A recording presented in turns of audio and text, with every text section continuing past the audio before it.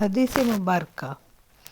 ایک شخص حارث بن حشام نامی نے حضرت محمد صلی اللہ علیہ وسلم سے سوال کیا تھا کہ حضور صلی اللہ علیہ وسلم آپ پر وحی کیسے نازل ہوتی ہے؟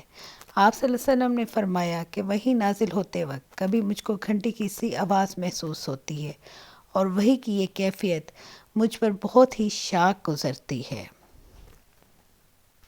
اور جب یہ کیفیت ختم ہوتی ہے تو میرے دل و دماغ پر اس فرشتے کے ذریعے نازل شدہ وحی محفوظ ہو جاتی ہے۔ سبحان اللہ۔ اور کسی وقت ایسا ہوتا ہے کہ فرشتہ بشکل انسان میرے پاس آتا ہے اور مجھ سے ہم کلام ہوتا ہے، بس میں اس کا کہا ہوا یاد رکھ لیتا ہوں۔